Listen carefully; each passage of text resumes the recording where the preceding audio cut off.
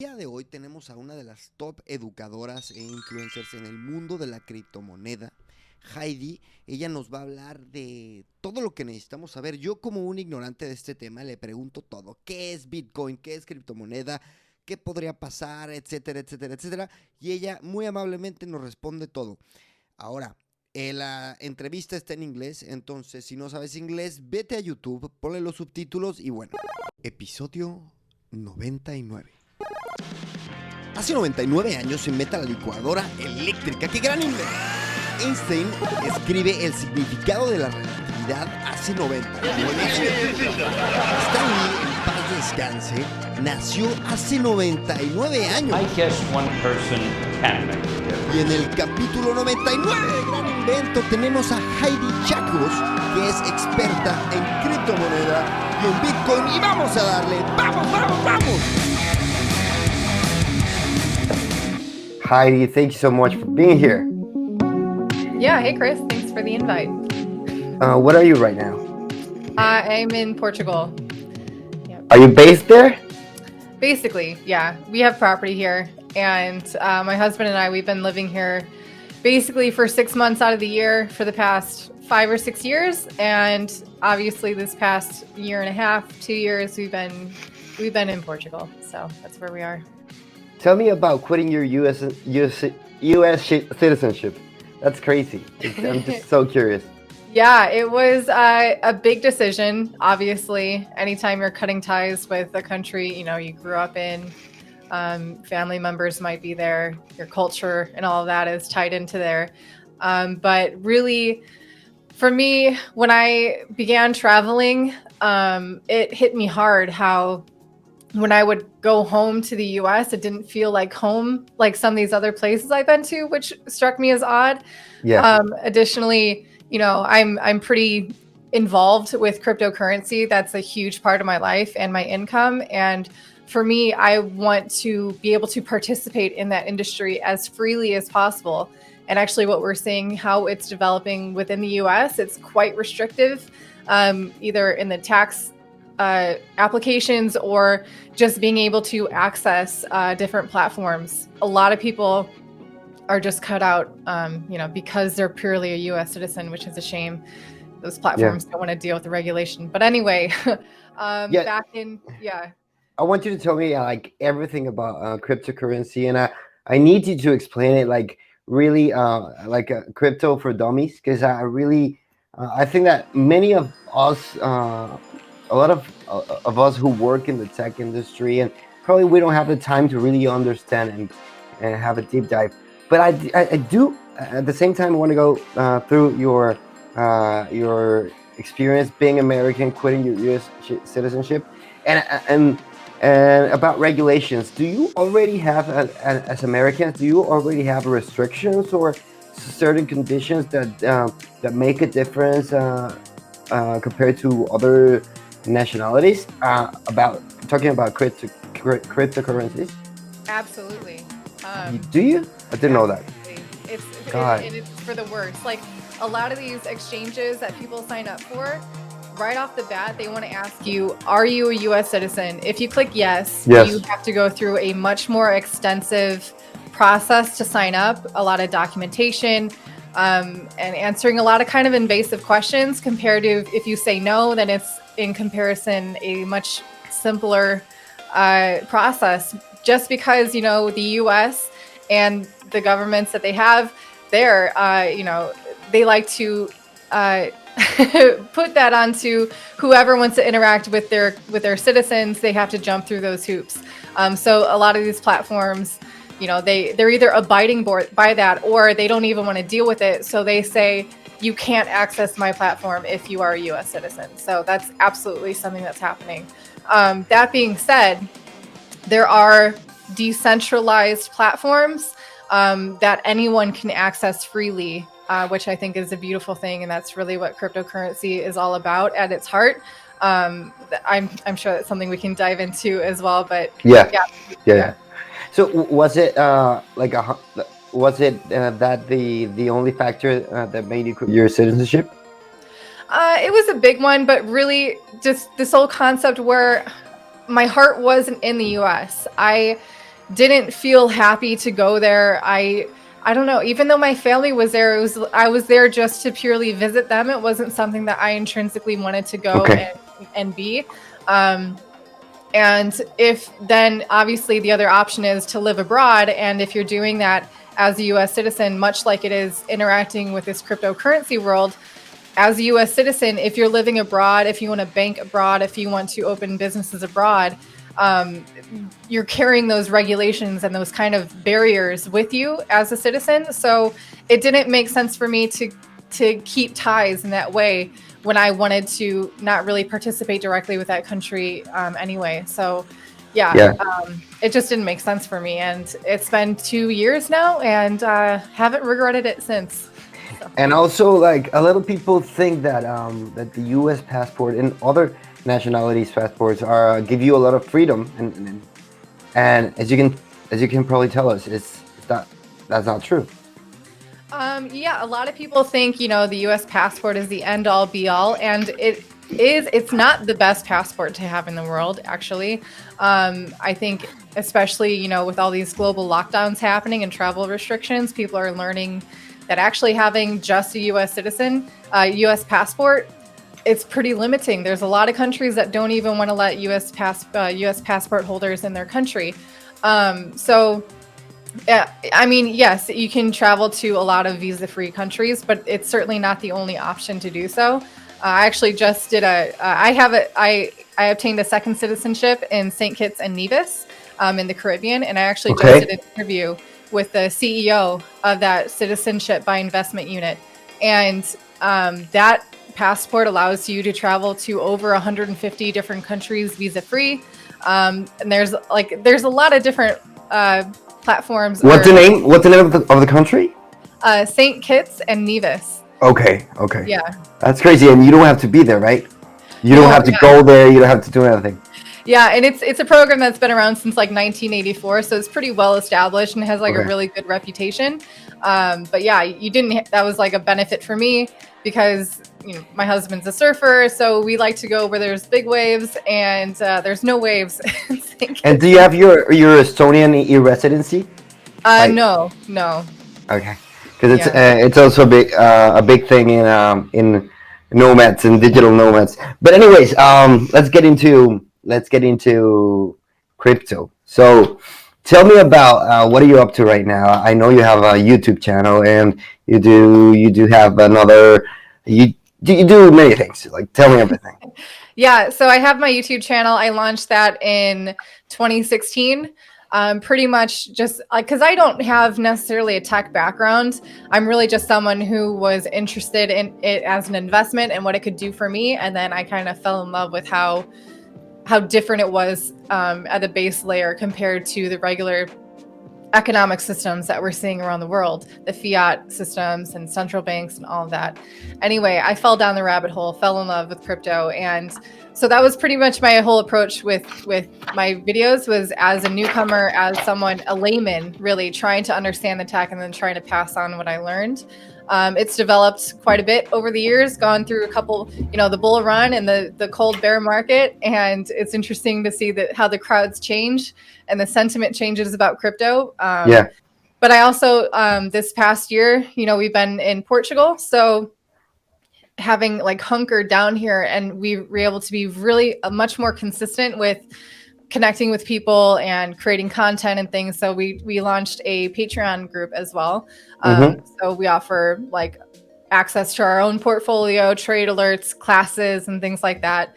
And yeah, so really, as it's been interesting, as you know, I'm developing my own knowledge in crypto, and then have these waves of newcomers come in and trying to help them navigate this space and see the red flags and get them to understand the real fundamentals about cryptocurrency and why it's important. That's so basically your day-to-day is educating people about cryptocurrencies and giving them tips, right? Yeah. So when did you start with cryptocurrency, and why? And why? And why? I think it was like 2014 is when I first bought Bitcoin. And yeah, I was early adopter. You could say that. Yeah. But I was, in a place in my life where I didn't have a whole lot of roots. I was, I was working as a waitress in a restaurant and, just scraping by. So I saw it as an opportunity to finally see what my money could do for me. And for me, at that point in 2014, especially, crypto was like especially accessible to people. You could just sign up with an email and then connect your bank account. It was super easy to buy Bitcoin that way. I mean, getting the information on how to do it was differently, which is kind of, the opposite of what we're seeing now. There's all this information about crypto, and to actually buy it is actually kind of more of a headache than it was, which is ironic. But really, okay, yeah. That's I mean, weird. now you have to go through all these KYC processes. You have to upload a photo of your passport, prove your residency, prove your address, and tell them why you're investing in crypto and all this stuff. It's kind of crazy, but. So you started out of curiosity and just to, I don't know, you just wanted to see what it was all about? Yeah, definitely. And it's kind of ironic because, right now I want to advise people to learn about it first and then invest, so then you know what you're investing in. But my own story was I put some money in, and because I'd invested, I was therefore, intrinsically motivated to learn about it. Kind of did it in reverse. So Heidi, what is cryptocurrency? Try to let's talk about maybe we could focus on Bitcoin and Ethereum mainly, because I think I'm in the point where even that is like way too much for me. So what is Bitcoin and crypto? Like, what explain it to me, please? Yeah. So I mean, to really understand cryptocurrencies and why they exist in the first place, it really is important, I think, for anyone to understand their current monetary policy that they're living under, like with their government and their fiat currency, the euro, the US dollar, the Mexican peso, whatever it is, and understanding who controls the money supply and the fact that they're not voted into office and they're dominating how, you're able to fund your life. So I don't know how familiar you are with what happened. No, but who controls the money supply? Like, as an honest question, I don't care. Sounding ignorant. In the US, it's the Federal Reserve. Each country basically has their own central bank, and they determine how much money they're printing. And who chooses them? I think in the U.S. the president elects the Federal Reserve. I'm not sure, but yeah, basically, that's not something that's totally transparent. And so it's really interesting to that so many people, obviously money dominates your life. A lot of people are working 9 to 5s and hoping to retire, and they don't really understand what makes their currency valuable, why it's devaluing over time with inflation. Anyway, what happened in 2008, if you're at all familiar with, the global economic meltdown that happened in 2008. I was alive back then. And really, with bailouts happening for these big bankers and the government deciding, or the central banks deciding, to go ahead and bail them out using ultimately taxpayers' dollars to do so. It was a hard thing for a lot of people to swallow. And the whoever invented Bitcoin, by the way, they're anonymous. No one knows for sure who this Satoshi Nakamoto is. But in the very first transaction for Bitcoin, they put in the note, 2008, bank bailout again in the UK. And so that was really obviously the incentive for the launch of Bitcoin. It was put into place much, much earlier than 2008. Ever since like the 80s, people have been trying to establish a way to develop like a digital currency, like pretty much since the advent of the internet, which I think aligns actually perfectly with your channel. People have been trying to figure this out. And what Satoshi Nakamoto did was he found out a way to have a network function without one single entity having control over it. So not one person can decide to all of a sudden print a bunch of Bitcoin out of nowhere. They found a way to reach consensus without a grab, basically. And he's figured out a way to incentivize people to function honestly on the network, and they get rewarded much better than if they were to try to like overpower the network, basically. So that's Bitcoin. It's a capped supply. There can never be more than 21 million Bitcoin ever to be created. Every 4 years, the amount of Bitcoin that is created is cut in half. So that usually lends to these bull runs of the price going up. It becomes more scarce, basically. It's not technically a deflationary currency at the moment, but it will be. It's like increasingly become more deflationary, if that makes sense. And yeah, it's anyone can send it anywhere. It's peer-to-peer. There's so many cool things about Bitcoin. Tell me about the whole mining thing, because I do know how it works, but I want to get it out of you. Like, please tell us who are the players in this ecosystem. Okay, so again, when it was first created, anyone could mine Bitcoin with something like their laptop. Basically, Bitcoin functions on what is called proof of work consensus mechanism, which is what I was kind of describing earlier, that network of people working together. It's this proof of work is basically how Bitcoin establishes its security, how it establishes the emission of coins, and how the transactions function. And what this network is anyone can run a node of Bitcoin. And what you're doing is validating transactions, or basically you're running your computer is running the software. It's like you're not going through one by one and looking at the transactions. So basically, it's just validating a transaction. Yeah. So that's how like the transactional part of the network works. Now for the security aspect and for the creation of new coins, this is where the money is, right? This is where we're seeing these huge, nowadays, after, 10, 11, 12 years of Bitcoin, we're seeing these huge corporations of mining rigs or mining farms of what they are now. So basically, the security from Bitcoin comes from this whole concept that these computers have to compete with each other to be the fastest to solve an algorithm. If your computer is the fastest one, you are then rewarded with what are called block rewards. And block rewards, or what I was mentioning, gets cut in half every 4 years. So what that means is, as this competition ramps up and there's more people getting better computing equipment, better graphics cards and things that are mining Bitcoin, the cost of mining goes up. And so that's kind of like the base level cost of a Bitcoin. Is a lot of people use that as like, what's the cost of mining Bitcoin? And as that grows, that's kind of like the minimum that these miners will sell their Bitcoin for. So that's kind of establishing the floor price of Bitcoin. That's interesting. Okay. Yeah. And so the competition of like the amount of that you need to invest to mine Bitcoin, it incentivizes you to do so honestly. If you wanted to, let's say, overrun the Bitcoin network, which is impossible to do, by the way, at this point. It was possible in the past, but pretty much, unless you have a quantum computer or something, it's probably not going to happen.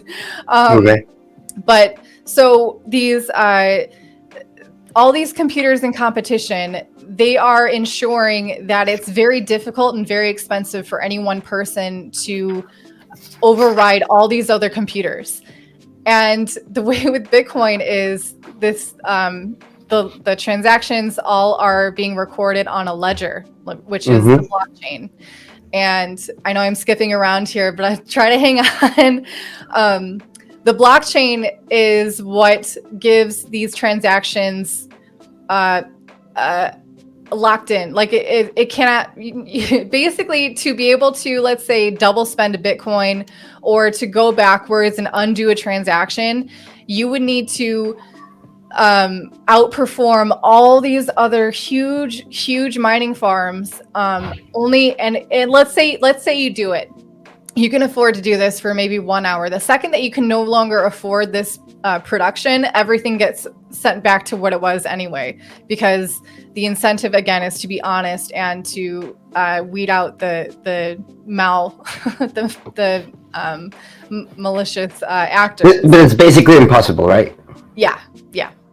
And yeah, so I think I got it all about the okay, so the thing is, Bitcoin, it sounds great, like ideologically it makes sense, you know, to not have a governmental organism making decisions that impact everyone. It's great. But what is actually bringing a lot of people into it, it's the opportunity to make a lot of money. So why and how did it start to become a business? I mean, yeah, this is okay. I think the investment part of it goes hand in hand with it being number one, like the hardest asset that has ever existed, ever. It is completely transparent and known and set in stone and it is hard coded to never have any more than 21 million Bitcoin, right? So a lot of people compare Bitcoin to gold. You know, we know that theoretically, you know that that gold is limited, but you don't really know how limited out there. Yeah. Who's going to find another, pocket of gold out there? With Bitcoin, it is provably scarce. And with that kind of an asset, number one, it has that limited supply. Number two, it's also a brand new asset class. So it's going through this price discovery mode. People are trying to decide what Bitcoin is really worth to them. And when you're comparing it to things like the fiat system, US dollars, the euros, whatever, and all this inflation, you're seeing all these huge companies putting Bitcoin as their reserve asset over gold and over cash, which is huge. They're putting their own company, these huge billion dollar companies, publicly traded companies, are putting their company on the line, and they're choosing to have it backed by Bitcoin. I think that's amazing. But so I think how did we get here? How did we get yeah. Well, okay. So I understand the greed part of it. Is like, a lot of people are just into Bitcoin to make money. But also, I think that plays a lot into this other mindset that we have about money. Is like, we always have to be working for our money, and it's going to be devaluing over time. Whether you're aware of that or not, I think it's kind of like deep-seated that people understand, saving money in a bank isn't necessarily your money working for you. And so when you're confronted with that mindset, with this now Bitcoin, a really great asset to invest in, the best performing asset in the past decade, it's kind of being painted as like a greed thing. But really, I think it's just a stark comparison of how money should be functioning, compared to the fiat system.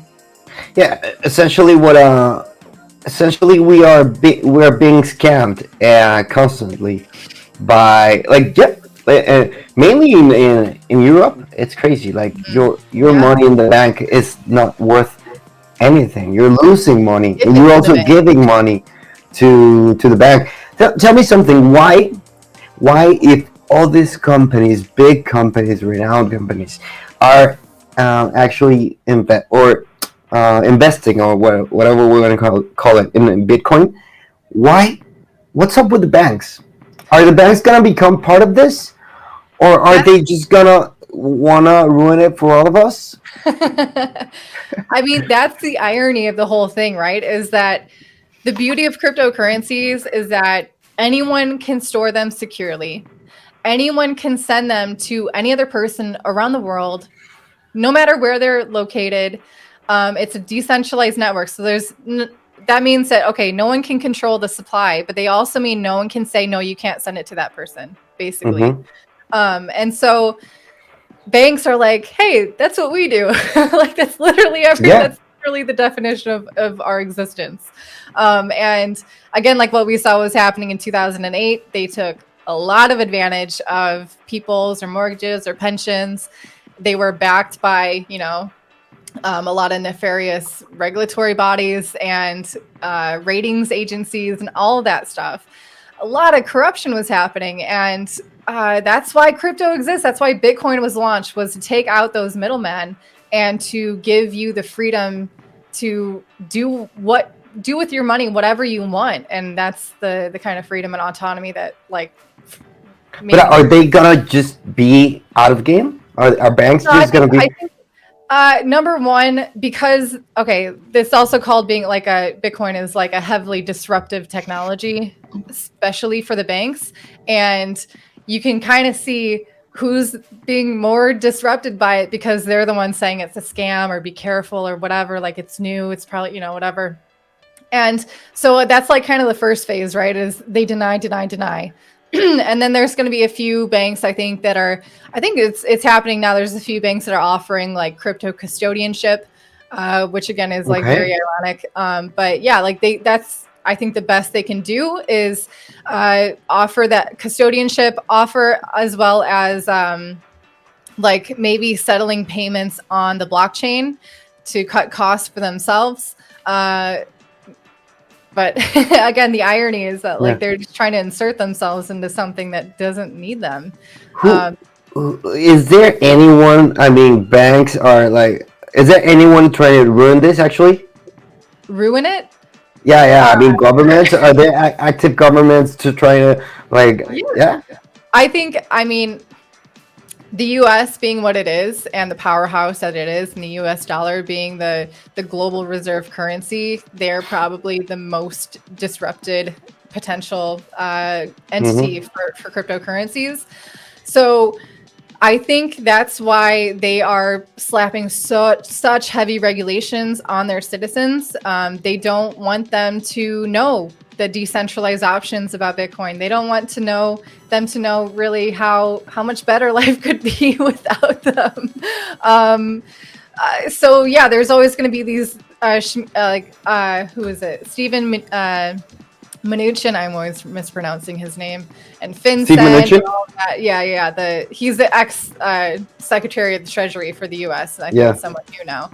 But basically, he was saying all the dangers of crypto, and of course it's like used to pay for criminals and things like that, which is actually not true. They definitely by far prefer cash still. He denied that actually. But basically I feel like whoever is the most negatively vocal about cryptocurrencies by now, at this point, it's because they are threatened by it, period. I'm old enough to barely remember. I was there when the .com bubble happened, right? And it was mainly about excitement. It was all about excitement, because people wanted to invest in internet companies, and they had no. There were many factors for it to happen, and I can't deny you that I feel that it could happen again with the Bitcoin thing. Yeah. Could it? What do you think about this? Oh, like a bubble, you mean? Yeah.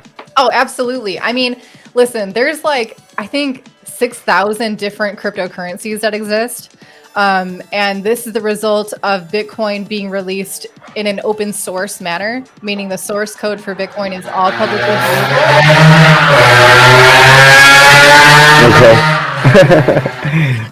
And so basically what's happened is people have taken that idea and either just copied and pasted and created their own, coin without any real, it's basically vaporware. But there's other platforms that are actually building on it to do different things, which is kind of where Ethereum comes in. But I mean, absolutely. I don't think every cryptocurrency is going to actually be innovative, super disruptive technology that's actually being built. I think a lot of these cryptocurrencies are going to go by the wayside.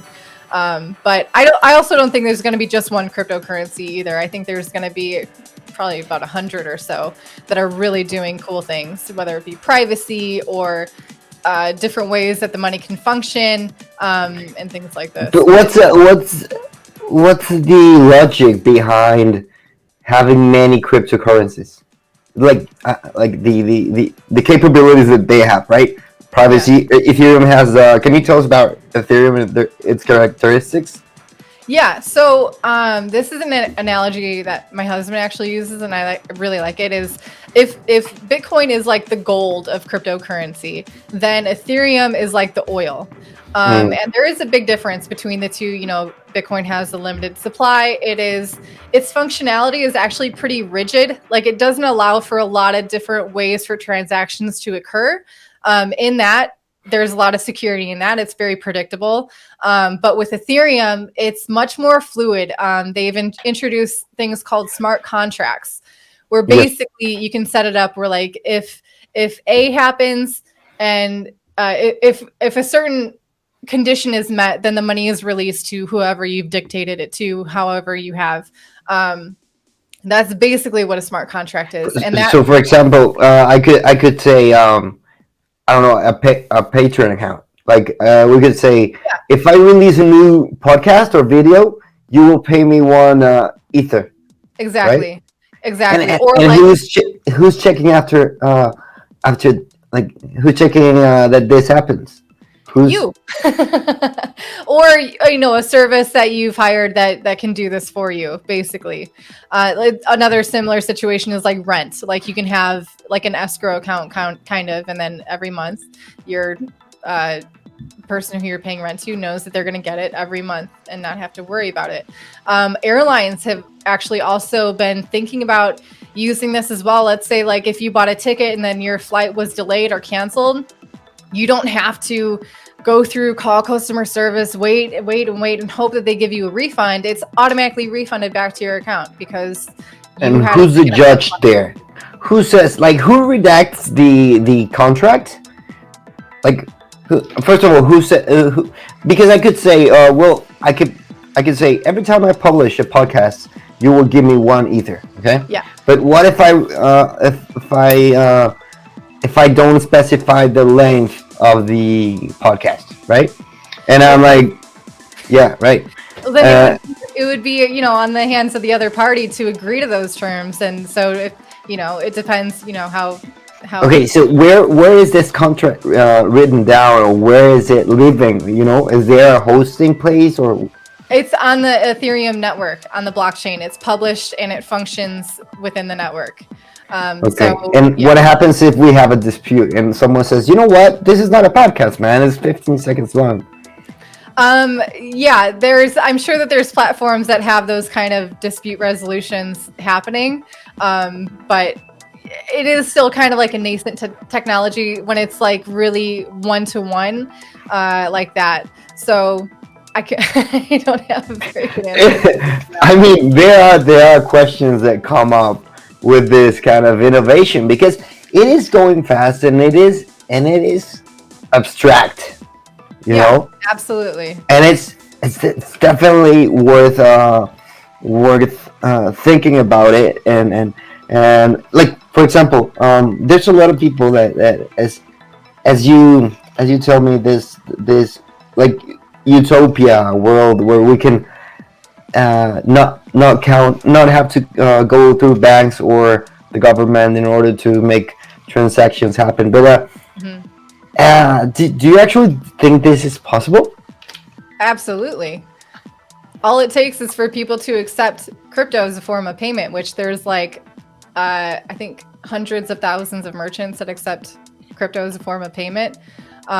So I've known people who have gone completely bankless and they just function with cryptocurrency. Oh my God. Yeah. That's crazy. Absolutely. There's also like crypto debit cards where you fund it with your cryptocurrency and it's like a Visa card. So wherever Visa is accepted, these merchants are accepting crypto, but really all that they know is that what's happening is at the point of sale at that point, it's being directly converted into whatever currency they accept, but you're funding it with your cryptocurrency and you don't need a bank to do okay. Yeah, makes sense. Yeah. There are moments in my life that I really remember lucidly. For example, that have to do with innovation.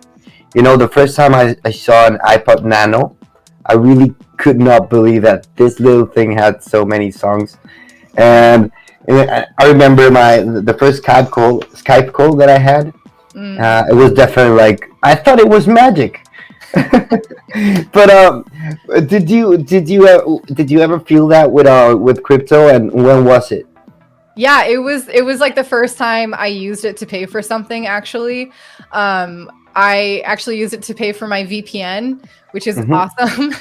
And yeah, it's just so easy. You don't have to wait for the bank transfer to go through. You just, if you have a mobile wallet, which I don't know if I'm on the board on the, I don't know about how I feel about mobile wallets yet, but you just scan a QR code and it automatically takes out the agreed upon value or whatever. Like, yeah, it's a really cool thing, especially because if you have it from a Bitcoin wallet where it has nothing to do with where you live, your name, any ID or anything. Like, you can have a Bitcoin wallet that you've hosted yourself that has nothing to do with your identity, and you can use that to pay for stuff. It's actually like a really freeing thing to do, especially if you're paying for things actually like during a bull run when the price, the value is going up, you're spending less and less of your crypto. You know what's crazy? That the fact that me as a tech worker, like as a worker that has been working in tech for 12 years, it's like I'm still resistant to the fact that this is true. Like, that this can actually happen, and I feel ashamed in a way. I mean, it's really, if you're used to like mobile banking, the the money isn't really there. It's just numbers, right? Being transferred from one place to another. But with Bitcoin, it's actually on the blockchain provably, and it's public, and you can check, that's actually another thing about Bitcoin that I think is important to touch on, is that it's not private. It is like or anonymous. It's pseudo-anonymous. So basically, you can see every location, like every wallet that Bitcoin has been into and out of for its entire history. But unless you, let's say like on your podcast or on your YouTube channel, you say, leave a donation here, and you are publicly displaying that wallet is owned by you, then, it's like, okay, that's traceable. And then from there on, also, you can see where you send that Bitcoin as well. If anyone wanted to, they could. So we talked about the U.S. being disrupted, right? Yeah. And are there countries that are actually friendly towards crypto? Like, I think Switzerland is pretty known for having a lot of tech startups there. Malta tried to be, and I'm not sure how well they were friendly about it. Because here's the thing with like being crypto friendly, right? It's either they have very clear regulations, clear laws put in place for how you can function with cryptocurrencies, or it's the Wild West, and like the tax authority hasn't decided how they're going to deal with it. They don't really recognize it as anything yet, so it could be whatever it wants to be. And that's basically what all this regulation and stuff is. They're trying to put crypto or Bitcoin in a special box. Like we saw with the U.S., the SEC was trying to say it was a security. The CFTC was trying to say it was a commodity, and everyone's trying to put their label on it or whatever. And it's kind of none of the above. But I mean, Bitcoin is not a security. Actually, it was deemed not a security like 3 years ago. Just so also Ethereum. But paradoxically, being friendly in this case means not doing anything, for a country. Yeah. So actually, a country that. For example, Estonia, that it's a very like it's supposed to work like a startup, or like, are they actually gonna not do anything about it? See, that's the thing. That's the thing where like I think people get like, same with Portugal, for example, crypto profits made as an individual are tax free. And so a lot of people love that, and they want to move to Portugal, and there's no guarantee that won't change in the future. I don't think it's going to change in the near future, but I mean, come on, when governments see what kind of money people are making, they're going to want to get a piece of the pie too. They're going to want to put some taxes on it. And we're in Europe, and Europe is really interested, trust me, in getting all your money. Yeah. So that's, I mean, especially if you're thinking of doing a startup, doing a crypto startup involved in cryptocurrencies, however it is, and you want to have that, long term, a lot, you're going to want to know, if it's going to change anytime soon. You want to know what you're going to be working with. I know, like a lot of these startups or crypto, they try to say they're in the Seychelles off of Africa, and just like these little countries all over the place. But that's also really, really interesting too, is that, the US being as successful or well off or whatever as it is, or it's being portrayed to be, they're not taking full advantage of this new enterprise, this new economy, really, that crypto presents, these new jobs and education and all these things. And there's these countries that have been waiting to have a step up or have, the foot in the door. And so I think a lot of smaller countries are going to be much more welcoming to cryptocurrency in general. So I think it's really interesting to see that develop too, and how they benefit from that. And I think it's getting late for them to do something, like because once it gets to the masses, which is already there, but I mean to the big masses, it's gonna be unstoppable, and it's gonna get actually out of their hands, and banks are gonna, like, they could do something about it. They could do something about it anytime, I know that you asked before, like, could they ruin it? Here's the thing. No government, I don't care what country it is, how powerful they are, no government is going to be able to shut down the Bitcoin network. The best that they can do is limit or try to shut down these centralized bottlenecks, where most people get into or out of Bitcoin, basically centralized exchanges. These platforms where I was talking about, they have to go through all this identifying information and all this stuff. These exchanges are publicly, public. They have CEOs. They have people that these governments can put pressure on to shut down or to put massive fines on. And so in that way, they can play an effect on it, but they cannot stop me from sending you Bitcoin if I have a Bitcoin wallet and you have a Bitcoin wallet. That's it. That being said, how do I or anyone get started on working? Buying Bitcoin. How do you say it? Buying Bitcoin? Yeah, buying Bitcoin. Yeah. So there's it's ironic because I just said, the bottlenecks, but basically that's how most people are buying Bitcoin right now. There's popular exchanges, like, depending on what country you're in, maybe Coinbase, maybe Binance if you're not a US citizen. Kraken is also, I think, a really good exchange to use, just security wise and transparency. I'm a fan of Kraken. Okay. Yeah, basically so you go make an account and start an account, and you either make a purchase with your credit card or you can make a bank transfer. So basically what you're doing is you're funding your new account on that exchange from your bank. The money gets into your account, and then from there you can make the trade from your currency into Bitcoin or whatever cryptocurrency you want to buy that they list. Yeah. I think I'm going to buy some today. I'm not even joking. What would be the coin that you would recommend people buying? Bitcoin. Honestly, at this point, it's irresponsible not to have exposure to Bitcoin. And this is coming from a purely long-term perspective view. Right now, we are in a bull run. It's been happening for about a year now. But it's going to go up and it's going to go down. But I think forever, it's going to be. Oh my God, the noises! What's going on with this town? It's Semana Santa.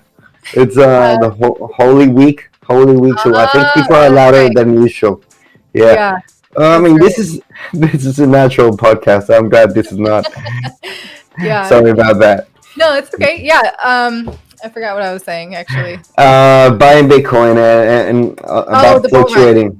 Yeah. So, I think just from a purely beginner standpoint, I think it's smart just to get get yourself some Bitcoin. You don't have to buy an entire Bitcoin, which is very expensive at this point. You can buy like $20 worth or whatever. And what I often recommend is called dollar cost averaging, where you slowly accumulate over time. You set like a weekly, monthly, whatever budget that you can very easily afford.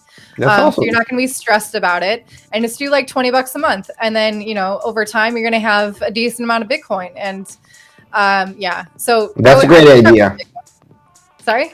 That's a great idea. That actually sounds like something that you know what's funny? I always talk with great guests, and this is the podcast is the way for me to have amazing advice. So I know it's a good idea.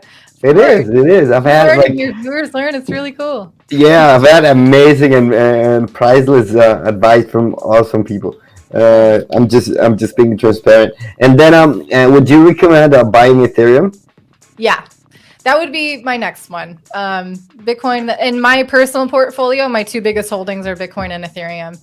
And then from there, all these other cryptocurrencies are really new. And so in my opinion, I'm waiting for them to prove themselves really before I start to like really move into it. But there's a lot of different cryptocurrencies that offer ways to earn passive income off of them. It's a really cool concept that crypto has done. So like, even if investing in an appreciating asset is like having your money work for you, imagine doing that. And it's actually generating more coins for you as well. Just by how you basically all you have to do is store it in a certain way, and that's it. And then you're rewarded for helping to secure the network. It's not mining, but it's similar. I know, yeah. And talking about smaller coins, what's the name of the dog coin? Oh, Dogecoin. That one. I knew the name, but I wouldn't pronounce it right. So this coin was exploded and sort of exploded with a tweet. Yeah, thank you, Elon Musk. Yeah, can you tell us that story? How did it happen? Dogecoin first of all was created basically as a joke or an experiment. Like, it wasn't really a serious project.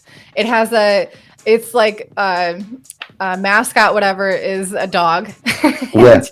He pops up everywhere, obviously. It has an unlimited supply. I think people should know that. It does function. It has the functionality of a cryptocurrency. You can send it to anyone you want, anywhere. I'm sure the transaction fees are super cheap, but compared to Bitcoin and Ethereum. But I don't know why all these celebrities are like promoting the crap out of Dogecoin. Maybe it's as a joke. I don't know. So the anecdote is Elon Musk tweeting just the word Doge, and it went up like crazy, right? Like he's probably like, oh, watch. He tweets it. Yeah, it was like, but you know what? Like, that's sort of scary in two ways.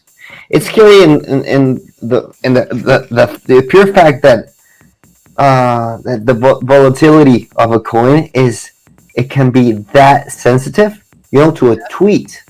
Yeah. That's one thing. And the other thing is one person having the power, like, of making this happen. We live in cancel culture, If you can cancel an artist or whoever in a matter of days, how can you maybe depreciate my money in a matter of days? You see my point? Yeah. And it's also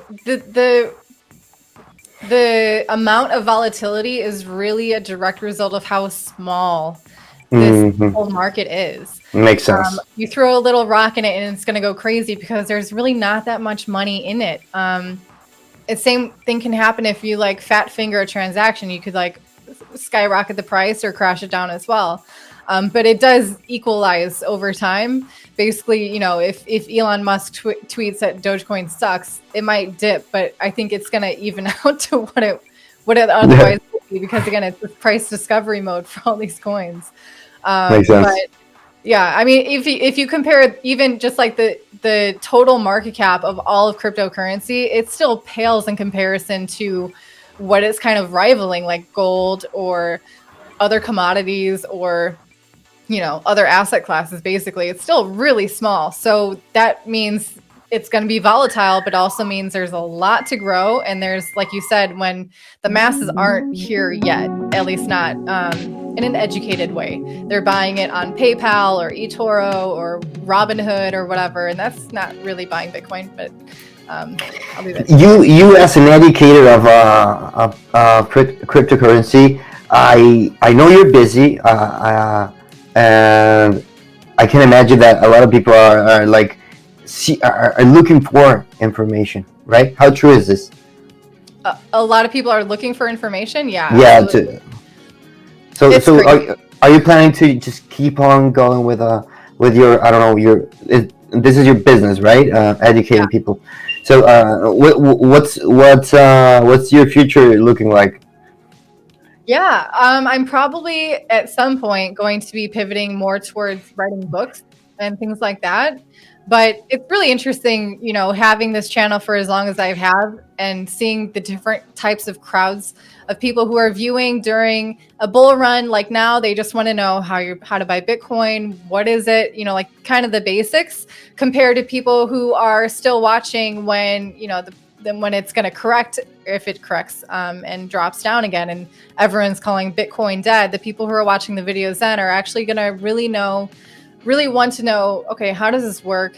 How can I do it better? How is it most secure? Where is my privacy and things like that? So I'm constantly, you know, being challenged, really. And it's actually challenging for me to, more and more challenging for me to bring it back to basics, just because I'm like so excited about everything else that's happening that, okay, how do I explain mining again and things like that? Like, you know, it's good. It's good. Yeah. Awesome. Heidi, thank you so much for your patience, explaining me the basic of the basics. I know my questions were basic. No, not at all. It's really a pleasure. I really enjoy helping people who are curious about it. Really, that's the main thing. Thank you so much. Awesome. Where can we follow you? Yeah, on YouTube. You can find me there at Cryptotips. On Twitter, you can find me at Blockchain Chick. And if you want to check out our Patreon, you can go to patreon.com/Cryptotips. That's awesome. Yeah. Thank you. So, let me know when you come to Madrid, and thank you, everyone. This was another interview of Gran Invento.